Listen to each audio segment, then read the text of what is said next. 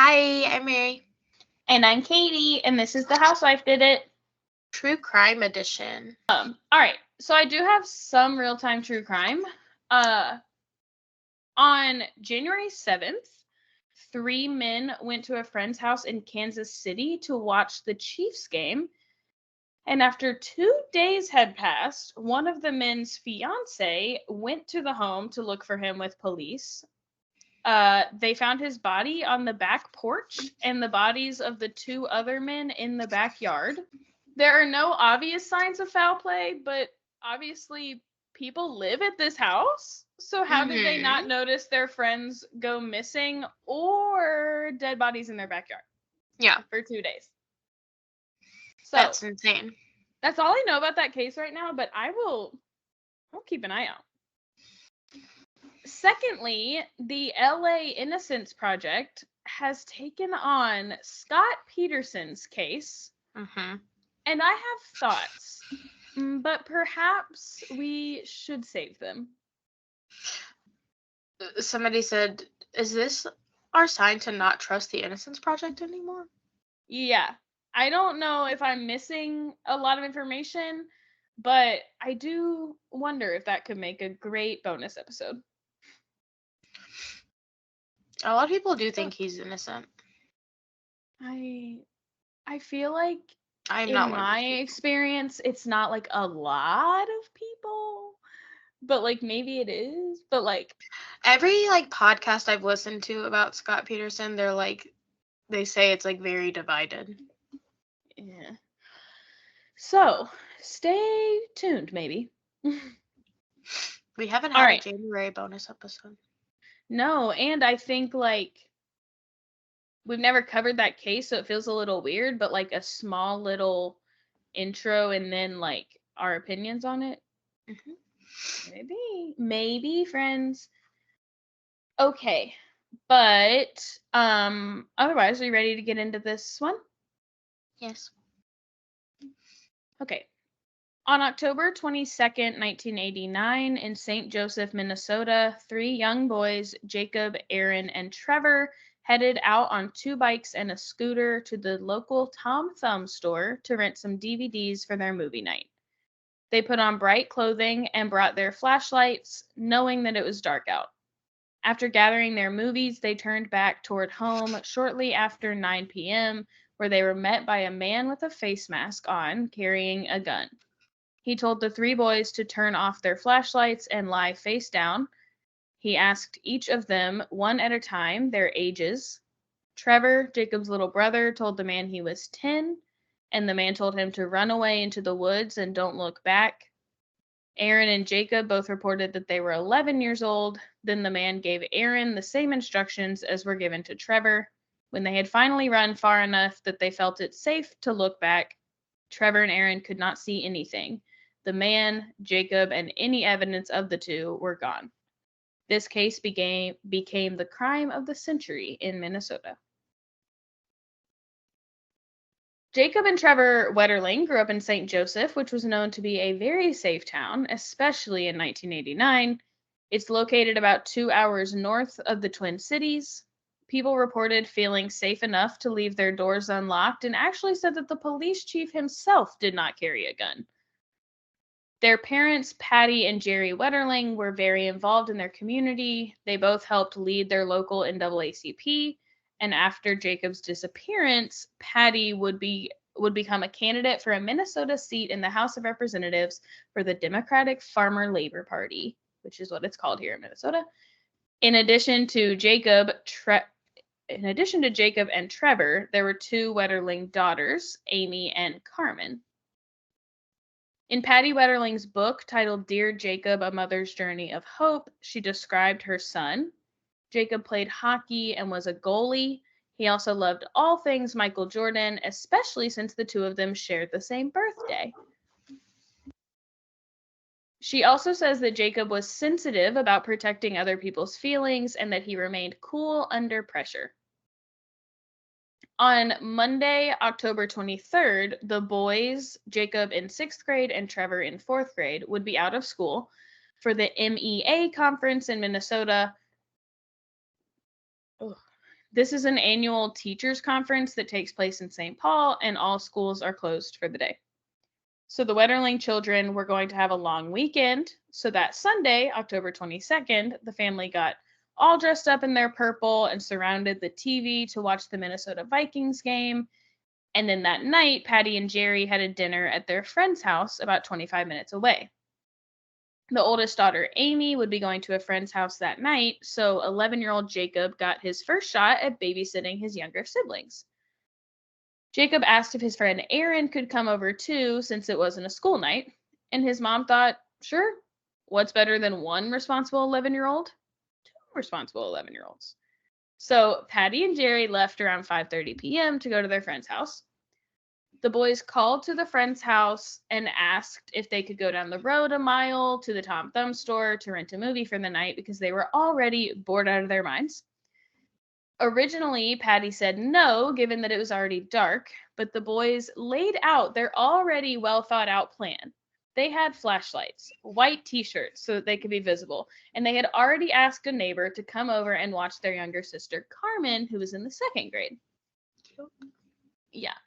Eventually, they got another call while at their friend's house where Jerry was told that they needed to come home now because 2 of the boys had made it back from the Tom Thumb store, but Jacob had been taken. The Wetterlings rushed home without even telling anyone at that home that they were leaving. So the boys had made it to the store, and then they were only a couple blocks from home on their way back when a man dressed in all black stopped them with a gun. He forced them to lay face down in a ditch at the end of a long driveway and then asked them their ages. At first, they all started answering at once, but he told them one at a time. Then he pointed the gun at each and said, "You," as they told them their ages one by one. First, he sent 10-year-old Trevor away into the woods, instructing him to run and don't look back or I'll shoot. Then he sent Jacob's also 11-year-old friend Aaron into the woods behind Trevor. When Aaron caught up to Trevor, they looked back thinking that the man was going to let Jacob go too, but they didn't see him anymore. They ran all the way home and told their babysitter, Rochelle, to call 911. First, she needed to understand what was going on. The boys frantically explained, and Rochelle called her father, Merle. Rochelle is like a teenager babysitter, so fair. She called her father, Merle. Merle came over to listen to the boys and then called their parents, telling them to come home now. But Merle quickly hung up with the parents so that he could call 911. I think this could be a time period thing. I kind of assumed that an adult man would have called 911 first, now in 2024, and then the parents.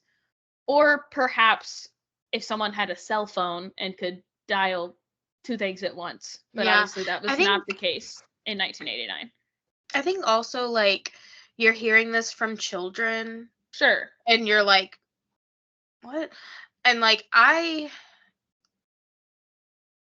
don't know. I feel like in some ways, like, you want the parents to be in the know before you do anything, like, serious. Yeah. Like calling the police, I don't know. But I think that when you're hearing it from kids, you're like, what the hell is happening? Like, yeah. It's probably like a little bit like, well, let me call your parents and like get them here and we'll call and like get everything figured out. Yeah. But I do think I also think this was so rare. Everyone would be calling at once. Yeah, I think this was so rare then, and like I do personally think that if I only had one phone, I would call 911 first. But the other problem with calling 911 first, right? A good point that you make is that like you can't just get off the phone. Yeah. So then you're on the phone, the whole time they're on their way and the parents are out of the loop for 10 minutes. So like, but you could send a text now, you could have someone else call on their cell phone. So I don't know. But of course, Merle and Rochelle did nothing wrong. Sheriff Deputy Bruce Bechtold was the first to arrive and talk to the family. It was nearing 10 p.m. and almost an hour since Jacob had been taken. Next, Sheriff Graft and Detective Pierce let themselves in the front door and assured the family that officers with K-9 units were out searching the woods, along with the St. Joseph Fire Department, who had already been recruited in the search. The sheriff tried to reassure Jerry and Patty that at least 50 people were already out searching, while they were asking them and the boys questions. Because, of course, as a parent, you're like, stop fucking talking to me. Mm-hmm. Go out there. But at 3 a.m., the search was called off and wouldn't resume again until 8 a.m. when there was light.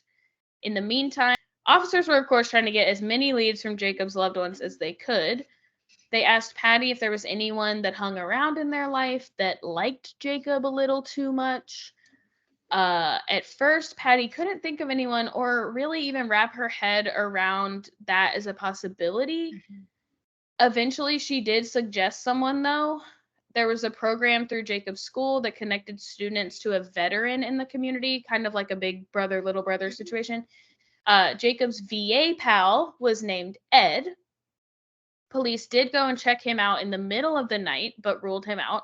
And Patty felt really horrible for even thinking that he could have been connected or for like sending the police to his home in the middle of the night. But like, what are you gonna do? Yeah. You just gotta throw anyone out there. And I mean, like, I think even like, I don't know, like as a teacher, if one of my kids went missing, like God forbid, and their parents like were just naming people, even if they like came and talked to me, like I would not be like offended. I know, yeah. Or like upset at the parents, because like I'm sure Ed was not mad. Explore any avenue to find them, even if like you don't have a hunch about somebody, like you're just naming people that know your kid, like of course, like, yeah. And the police are gonna want to check everyone out, but like that's what they're there to do, is to rule people out. And like, I don't think anyone could blame you for sending police to their house just to be safe and to be sure to get your kid back. Yeah. Although the day had been unprecedentedly warm for October in Minnesota, with a high of 73, it just got progressively colder at night and passing into the early morning, of course. It was in the low 40s, and Patty could not stop thinking about her son out in the cold, especially since he had gone out in only a light jacket. By this time, probably just white stuff, just bright clothes. He said, I need to be seen, Mom. Yeah, how freaking cute is that? By this time, some media outlets were somewhat reporting on the incident, but they were reporting a boy was lost in the woods. Patty begged officers to correct the media so that people would be appropriately concerned about what had actually happened. And luckily, by the morning, around 8 a.m., it was corrected. Police kept telling Patty that this was more than likely a sexually motivated crime. She was trying to think as positively as she could and also struggled to understand why someone would take a little boy from his family for a sex crime. I think also, like, I think as people who are like very well versed in true crime, we do not find that difficult to believe. However, I think that what makes it like more difficult probably to wrap your head around is like, why did he let Trevor and Aaron go? Like, why, like, and I think they kind of thought the same thing. Like when you said like they looked back, like they're like, oh, they're gonna let him go next. Like it's like, why did you stop all three of them, and then you only took this one kid? Like, why my kid? Why this one? And like, it's probably very confusing, especially in the 80s, but like especially when I think like in the 80s, like what you knew about pedophiles is like they're just snatching kids up left and right, don't care who it is. Like, why would you not take all three of them? Like, it probably is like hard to like figure out why the other two were let go, and like that it must have been like some other issue, or that he'll be let go eventually. I think this is also like has to do with the time period, and like I've talked about this before, that like kidnappings in the 80s and 90s seemed to be for different reasons. But Patty thought and probably hoped that someone had lost a child and was so devastated by the loss that they just sought a replacement. And I think that this really helped her to imagine that nothing bad was currently happening to him, that maybe they were taking care of him, whoever had him. And like that breaks my heart. Yeah. This case is so hard for me. I'm having nightmares about it. So I'll probably be taking a break from the children. Yeah, that part is like relevant to my not my next case, but the one after that. But yeah, and I think like to her credit, again, like probably not in the 80s, but like at this point in time, like we've heard 1,001 child abduction cases, and in a lot of them, they do take care of them. Like, well, and like I actually nothing, think like no especially in harm the comes 80s, to them. Yeah, I think especially in the 80s of like the milk carton era, yes. like people were kind of just like kidnapping kids to raise them. Right. And it's like, while that's shitty, you do have to kind of hope like that's the fate that your child. Right.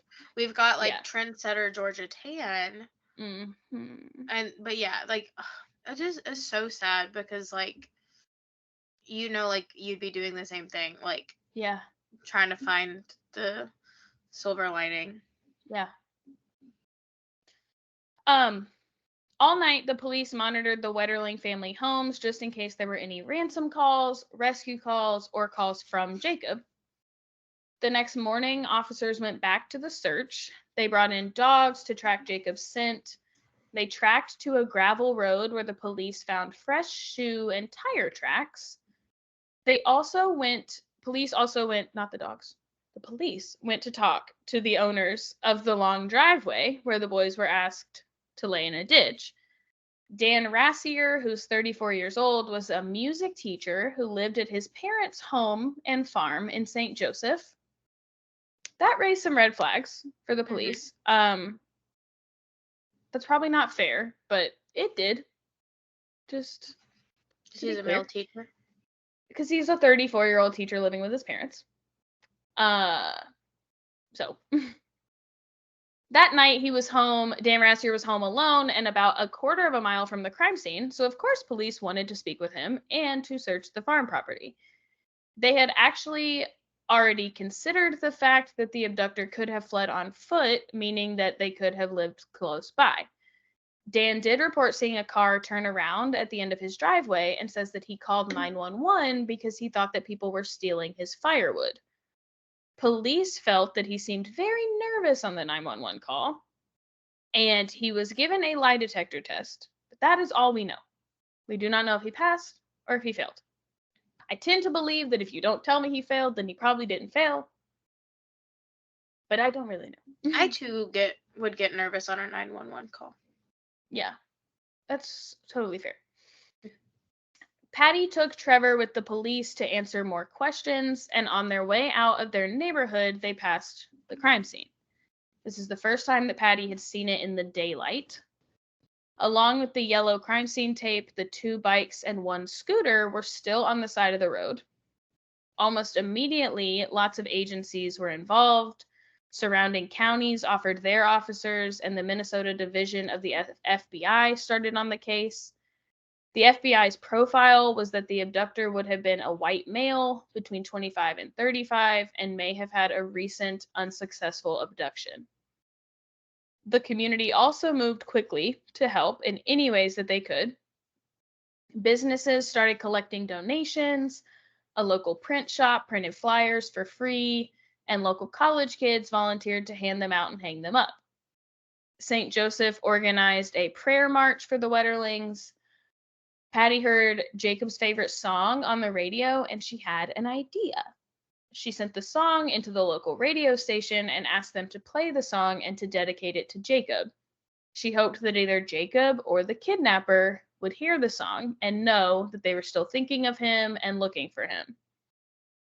She talks about this more in her book later, but like Patty had this idea that like people, which again I think was kind of happening in the news at this time, that like people could convince these kids their parents didn't want them. And so she just like did everything in her power to be like, if he can hear that we still want him, maybe he'll escape or maybe he'll whatever. So the radio station did one better. They played the song every hour on the hour, and they sent the song along to other radio stations around Minnesota and asked them to do the same. Patty and Jerry did a national interview on a current affair, pleading for the safe return of Jacob or any tips to help find him. Over 50 tips came in, suggesting that Jerry could be involved because he seemed too calm in the interview. Patty felt that people were keeping secrets from her to spare her feelings. At one point, she overheard Jerry whispering with Mr. Larson, Aaron's father. She hears them saying that Aaron had actually been sexually assaulted before being let go by the kidnapper. The man had grabbed Aaron's genitals, and upon hearing this, Patty now knew that the officers were right and the crime had been sexually motivated. So I think, yeah, like to your point, like why wouldn't you like take all the boys or like assault all the boys, like if that's the motivation? And I think obviously as soon as she hears this, she's like, because I think what it makes clear is that like that is the motivation, but maybe he just didn't think he could handle all three. Yeah. But obviously you kind of had them under control as soon as you showed them the gun. So like it does feel like you probably could have taken all three, but I mean, thank God that he did not. Didn't need all three. Yeah, whatever. Don't be greedy. As you can't say that. Okay. As happened in these cases, tips were pouring in, but not all were helpful. Patty detested the calls from the psychics who insisted on telling her either you are running out of time, or I can sense that Jacob is close, or even one time telling the Wetterling children that Jacob will be home by July 20th. Some helpful tips did come in, though. People recalled that there had been similar incidents in the nearby town of Painesville, about 30 miles away. The Painesville incidents were not looked into until a couple months later in January of 1990. But between 1986 and 1987, 5 boys had been attacked in Painesville. One survivor, Troy Cole, was 13 years old. He was riding home on his bike trying to make his 9 p.m. curfew, and he was only 1 block from his home when he was pulled from his bike. The man threatened Troy with a knife and dragged him into the woods. He was assaulted, and then the man used the knife to cut off a chunk of Troy's hair. He described the man as smelling strongly of cigarette smoke. In February of 1987, a boy was attacked in the stairwell of an apartment building. The man threatened to kill him and stole his wallet. Later the same year, 2 boys were knocked from their bikes and assaulted, and one of the boys was the one from the stairwell. So he yelled, "You already got me," causing the man to take off running. How freaking... God. Like, as that man, though, you're like, fuck. Yeah. Like, they can identify me now. Horrible. Yeah. These boys did not think that their cases received the urgent coverage that they should have, and they believed that this was because they were male victims and they weren't seriously harmed. And they are probably right. Mm-hmm. Earlier in 1989, Jared Sherrill was abducted in Cold Spring, Minnesota, only a 15-minute drive from St. Joseph, by a man with a gun. First, Jared was approached by a car and was asked for directions. Then the man got him into the car where Jared could hear a police scanner, and then the man drove him to a remote location. He sexually assaulted Jared in his car and asked Jared repeatedly if he would recognize him, to which Jared always told him no. Good job, Jared. The man did end up letting him go, telling him, "Run and don't look back or I'll shoot." Jared was able to describe the vehicle that pulled up beside him and the man inside. Based on Jared's description, police looked into a man named Danny Heinrich in January of 1990. Heinrich did live in Painesville, near where Jared was abducted, but he denied having any information on either abduction. He failed a polygraph test and was later placed in a lineup. Jared's description of a man with a wide nose, fat ears, and cheese teeth seems to... Stop! Jared said, "You know what? If they're not going to catch the guy, I'm going to bully him." I ripped him to shreds. It's like when people describe like Richard Speck, and they're like, yeah. his face was horrible. Yeah. Jared said, okay, fine, don't take my case seriously. I'm just going to bully the guy. Yeah. He's going to be so embarrassed. What are cheese teeth? You can look him up. Like, are they yellow? I don't know. Or, like, are they, like, do they have holes in them, like Swiss cheese? I don't know. Are they blue cheese they've got? Ew. So his description seemed to match Danny Heinrich pretty well. But out of the lineup, Jared identified Heinrich along with another man as possibly being the man. So he basically said it could be that guy or that guy. Also, Jared rated the other man as a 7 out of 10 similarity, but only rated Heinrich a 4 out of 10. Police allowed Jared to sit inside of Heinrich's car, and Jared did identify it as the car from his assault, but the car was inconsistent with his earlier descriptions. They searched Heinrich's home and found police scanners and a trunk full of photos of children. Although clearly a bad guy, the FBI also ruled out Heinrich's tires as matches to the tire marks at the scene. 2 weeks later, though, the FBI did say that fibers found on Jared's clothing had microscopic similarities to fibers found in Heinrich's car. So what a confusing presentation. Mm-hmm. The police arrested Heinrich in connection to Jared's abduction, but then they did not have enough to keep him, so they let him go. Which, in this case, like, true. Yeah. He didn't even identify him. I get it. Patty describes other incidents that the family thought might lead them to Jacob. Shortly after his kidnapping, a man in St. Joseph, likely having a mental health crisis, barricaded himself inside of a house in a standoff with police. The man continuously spoke about Jacob, so police thought Jacob might be inside of the house. It turns out that this man was also a former a former patient of Jerry's, who was a chiropractor. So more concerning. The man was eventually taken to the hospital for a mental evaluation, and Jacob was not inside the house. Also, within a couple of weeks of Jacob being taken, a man was screaming at nearby railroad tracks that he wanted to die because he had done horrible things. He was also taken to the hospital for mental evaluation, and Patty says that he was actually investigated for many years. Only 2 days before Christmas, the first Christmas that the Wetterlings would have spent without Jacob, an announcement came over the intercom system of a mall in St. Cloud saying Jacob Wetterling has been found. But it turns out this was a mistake. Patty described...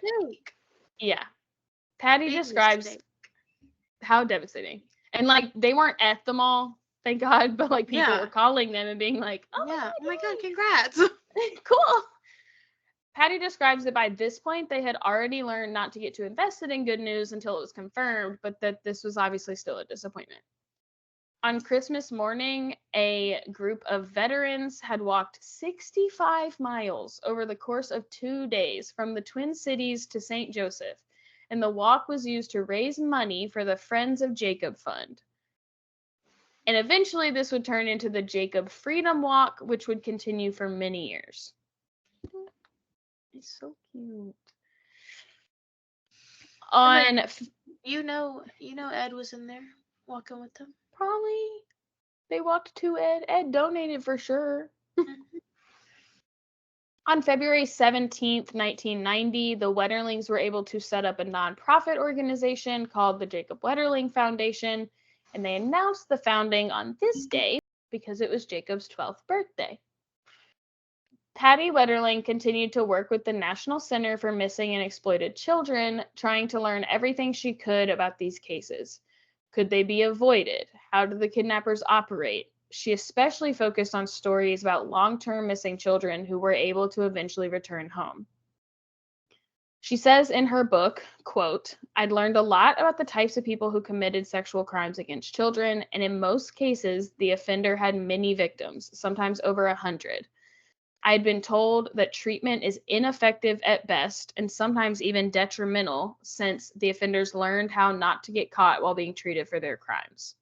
End quote. Which is very interesting. Like, and true. Yeah, true. Like, I mean, it's like not something I really thought about that like that would be part of the treatment discussion is like just ways to not get caught, but like, yeah. Well, I mean, I don't think that's like part of the discussion, but Well, but like it would come learn. up and you would be like, Yeah. huh, so they wouldn't Like, have found me if I had done that? like that's what Ed Kemper did. He took like the things that they taught him in therapy and like watched what other people did who were getting released and like mimicked it. One day before the 1-year anniversary of Jacob's kidnapping, Patty started writing open letters to him in local newspapers. She wrote, quote, "Remember how frustrated you were last fall because after wearing goalie skates for so long, you thought you couldn't skate on regular skates? I found out last winter that those skates hadn't been sharpened right, and it wasn't your fault you couldn't skate on them. I wanted you to know that, for the same reason that whatever has happened to you or whatever you have been forced to do is not your fault. It's survival." Oh, one moment, please. She says, "Please don't believe that we don't want you back. That's one of the many lies you've probably been told.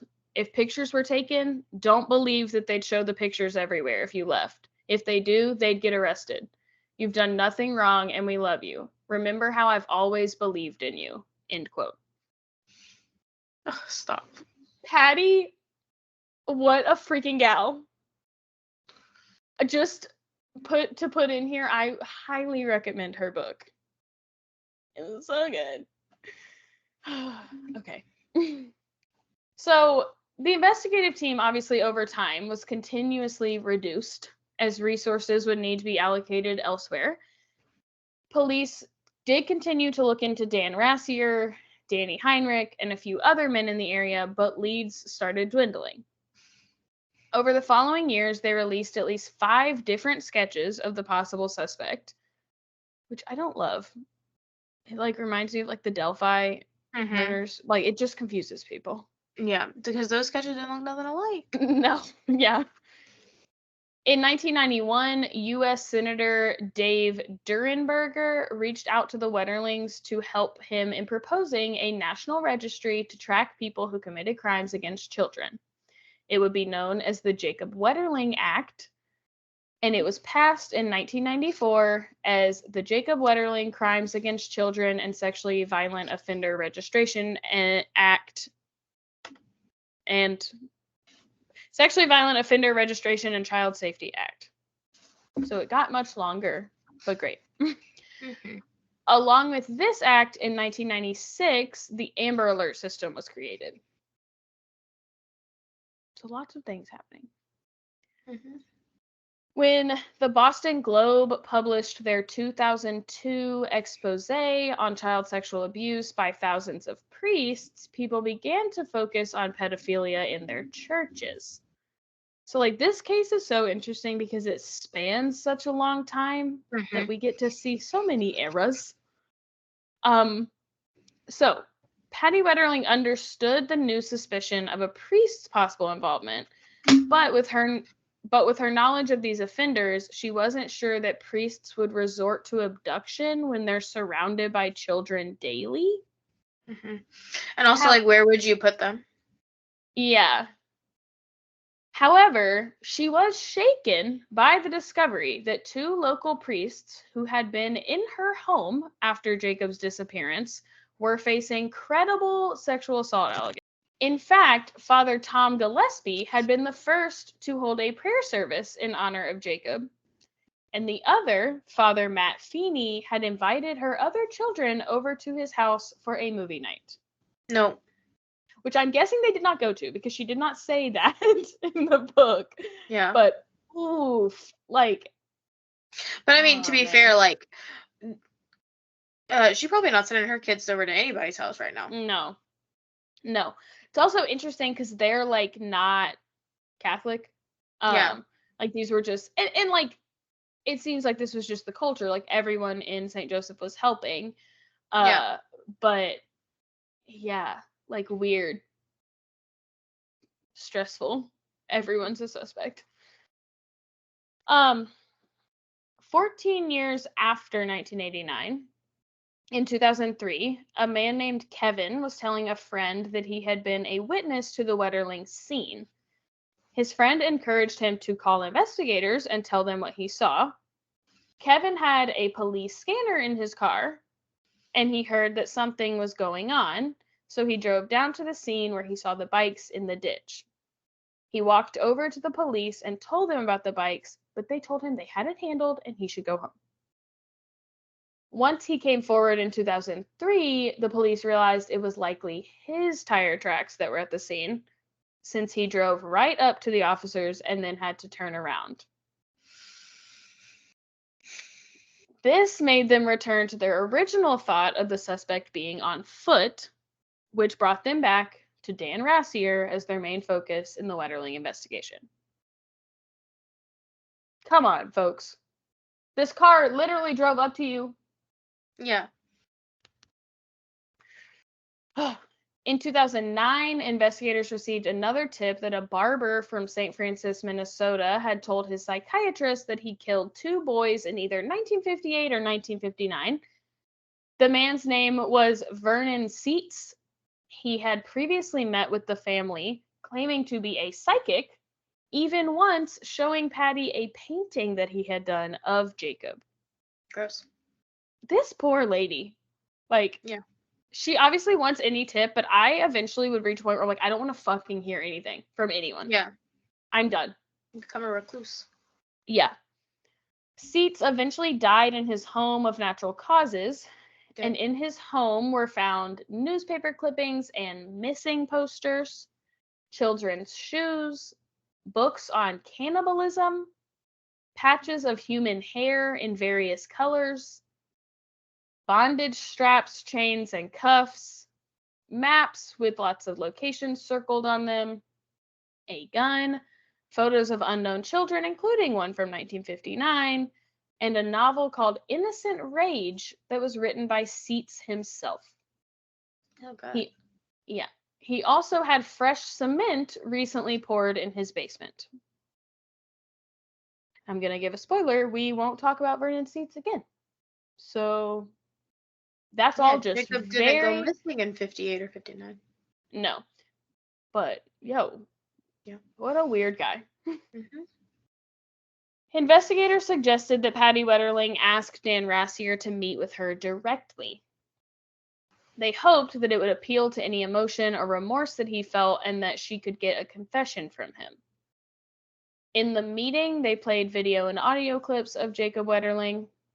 Dan Rassier did fully cooperate, providing the police with DNA and consenting to further searches on his property, or his parents' property, to be more accurate. I think it's interesting that it's his parents' property, but they zeroed in on him. They weren't home. He was home alone. Oh. Yeah. He also mentioned a car that he felt was involved, but when Patty questioned how he thought this, because it was dark outside, how he would have seen this car, Rassier explained that there was a car in the afternoon that came by quickly and made a U-turn. Then he says that 9:15, a different car came by and did another U-turn, but he was sure that it was the same driver. He says that they had a yard light that allowed him to see that. Around 10, he looked outside and saw action at the end of his driveway, thinking someone was stealing his firewood. He called 911. Dan theorized that the 2 different U-turns could have been a test run before the actual crime, or even that Kevin, who claimed to have come to the scene and turned around, should be questioned again, which I don't disagree with. He continues to deny any involvement, but he did mention specific areas on his family's 26-acre property where he fears that someone could have buried Jacob. To Patty's face, he tells her about these areas that Jacob could have been buried. He says that because he was a public suspect, someone could have buried Jacob on his property to attempt to frame him, which, my friend, is never a good theory to throw out there. Yeah, you can't say that out loud. Yeah, because then if he is found in one of those exact areas you just mentioned, it doesn't seem like a frame job. So it's something that Monica would say. this is something on the Salt Lake City reunion. Yeah. That you theorize about it in your own freaking head, my friend. Or, no, I was going to say, or go search your own property, but maybe don't find the body. I don't know. Yeah, you just don't say that out loud. Mm-mm.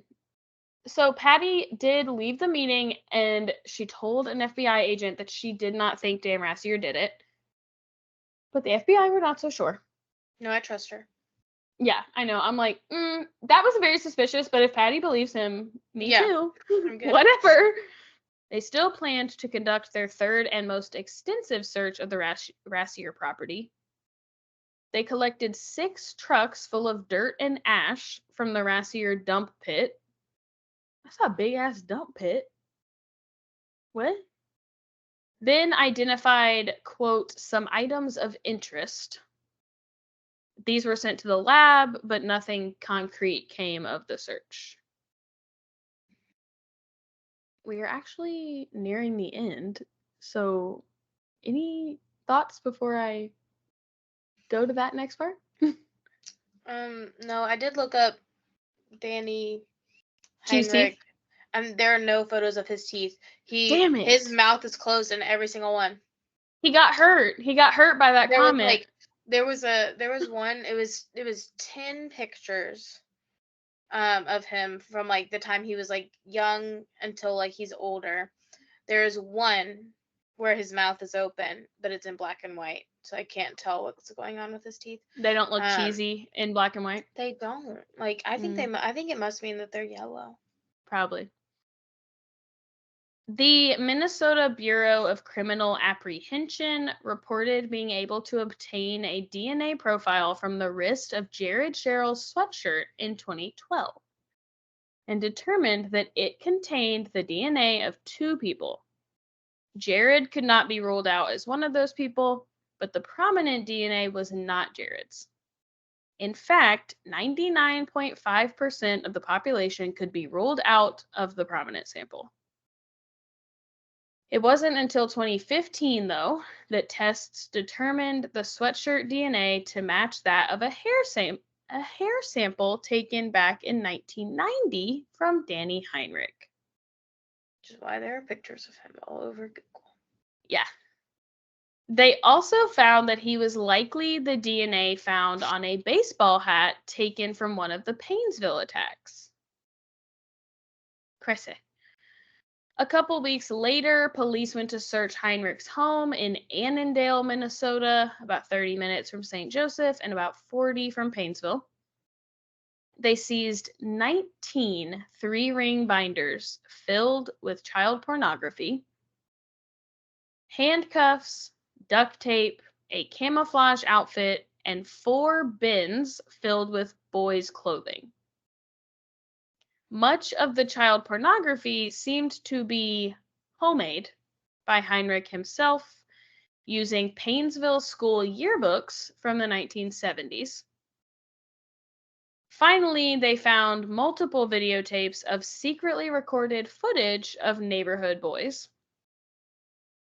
Investigators also explained to the Wetterlings that back in 1990, they had nearly matched Heinrich's shoes with the shoe print at the scene and his tires to the tracks at the scene, which we actually heard that the tires didn't match. So I don't know what that means. And that they were matched to the guy to Kevin.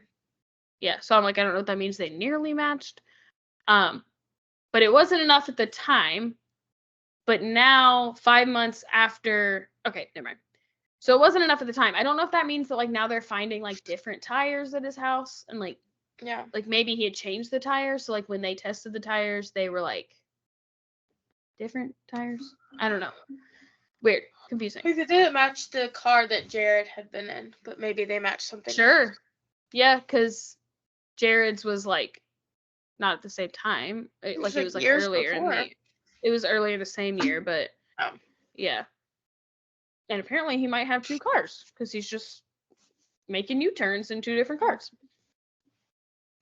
5 months after they searched his home in October of 2015, Heinrich was charged with 25 federal counts of child pornography. He would be facing up to 60 years on these charges alone. The statute of limitations on the Cold Spring abduction of Jared Sherrill had expired, but because of the updated Minnesota Child Victims Act, Jared was able to file a civil suit against Heinrich. A pro bono attorney, Doug Kelly, helped Jared to sue in May of 2016 on counts of sexual battery and false imprisonment. They were seeking damages of about $50,000, but Jared knew that he was not likely to receive money. He just wanted to bring himself a little bit of justice. It also allowed prosecutors to subpoena witnesses and raise questions that would ultimately help them in their other cases. Heinrich knew what he was facing just with the pornography charges, so his team started contemplating a deal. The prosecution brought the deal to the Wetterlings that they would pursue only the child pornography charges and not go to trial regarding Jacob's kidnapping if he could lead them to Jacob's remains and confess to his abduction and murder. Additionally, the U.S. attorney would require him to confess to Jared's abduction, but because he wasn't filing criminal charges, they didn't need Jared's approval for the deal. They just needed the Wetterlings. The Wetterlings were saddened to hear that the prosecution was so sure that Jacob was murdered, because Patty still did not let herself believe 27 years later that he was murdered. But they also wanted answers. On September 1st, 2016, Danny Heinrich led them to Jacob's remains on a farm in Painesville and confessed to the abduction, sexual assault, and murder of Jacob Wetterling, as well as the abduction and assault of Jared Sherrill. He would still be sentenced to 20 years in prison for one of the federal child pornography charges. The Wetterlings were also reassured that if Heinrich were to get out after his sentence, he would likely be civilly committed. So Patty writes, quote, "With 2 child abductions, 2 child sexual assaults, and Jacob's murder on the record, it is highly likely that he will be deemed a continued threat and be civilly committed to the Minnesota Sex Offender Program for further incarceration and treatment," end quote. So when his 20 years are up, they were reassured that, like, we don't really know what it would look like, but, like, he won't be free. Like, he may be in a facility or he may be still imprisoned, but don't really think they're going to just, like, let this guy on the street because he just, confessed to murder. Yeah, he could also be 1 billion years old by then. Yeah. He's an old guy. He confessed that he parked his car and hid where the boys could not see him. He had already seen Jacob, Trevor, and Aaron going to the Tom Thumb store and then waited until they came back. When he confronted the boys with the gun, he claims that the boys offered him their movie that they had just rented. Because they're like, what do you want? Yeah, like, just take our movie. Yeah. Like, oh my God. He says that he drove Jacob to a remote location and sexually assaulted him. Jacob asked Danny if he could please go home, that he was cold. When Heinrich replied that he cannot take Jacob home, Jacob asked, "What did I do wrong?" Oh, my sweet. Jacob is so sweet. He claims that he got spooked when he heard police sirens, causing him to panic. So he told Jacob to turn around so that he could pee, but then actually shot Jacob in the back of his head. First, Heinrich just left Jacob there and went back home for a few hours, which seems weird if you're spooked because police are driving around. Right. That you would just, like, leave his body. Whatever. Then he returned and dragged Jacob's body about 100 yards.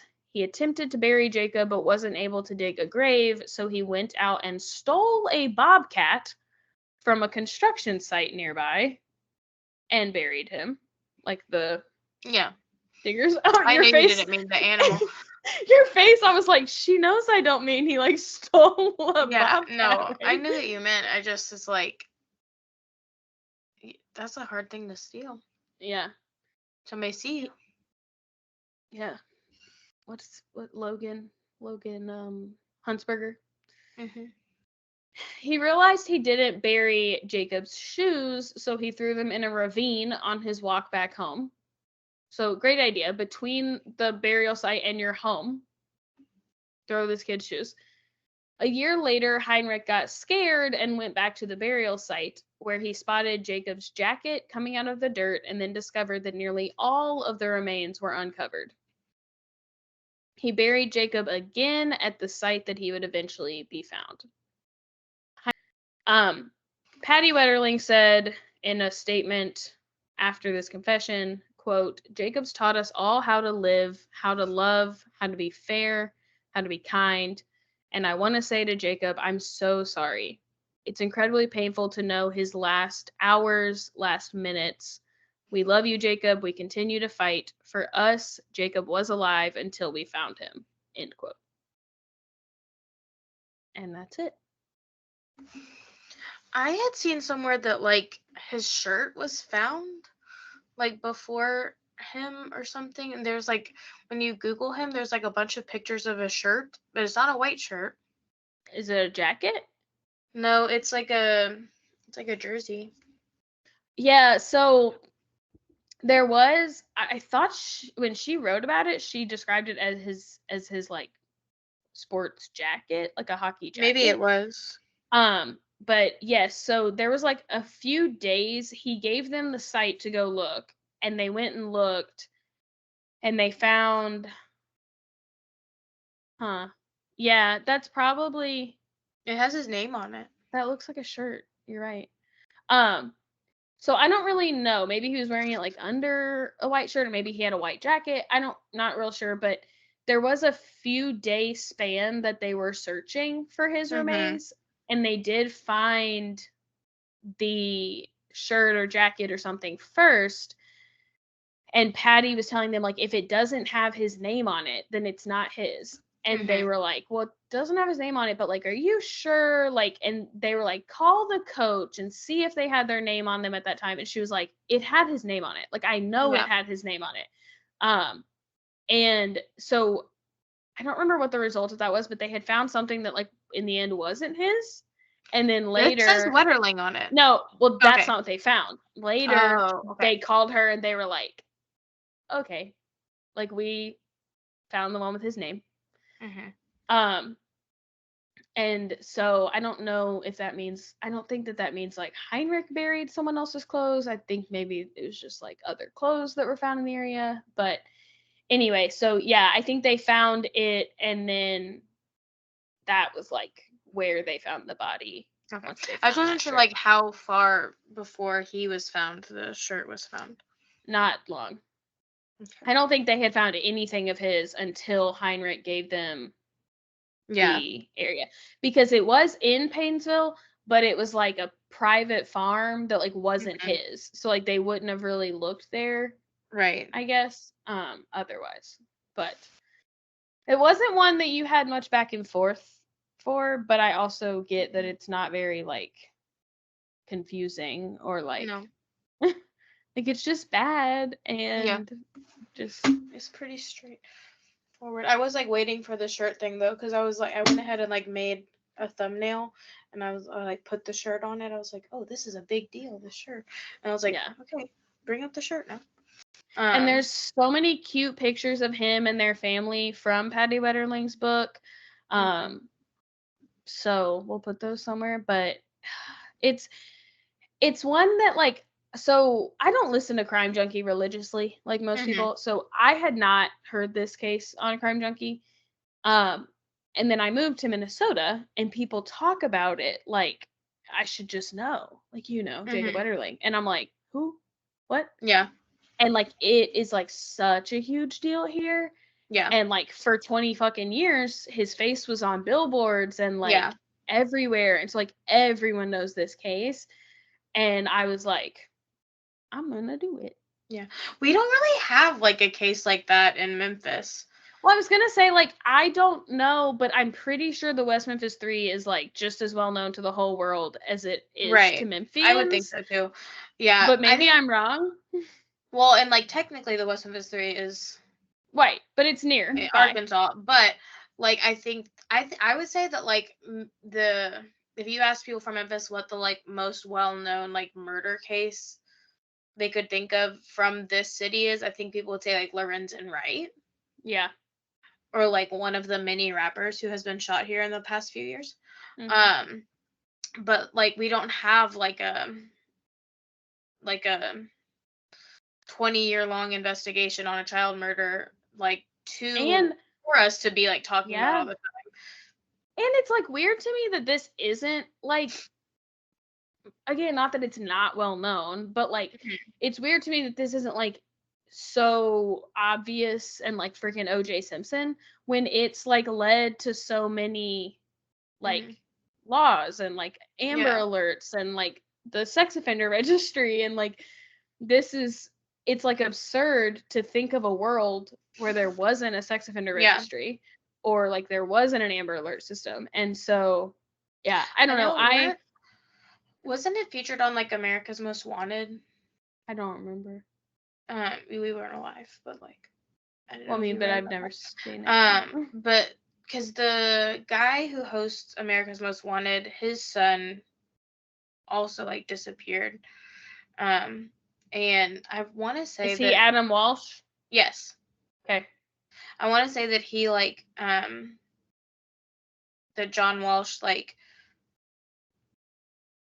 got fairly close to the Wetterlings, or like wanted to like help them a lot. I think because they did work together. And so like but again, like that's kind of crazy to me. I mean, I've heard it because I do listen to Crime Junkie, and I've heard it in other places too, but that like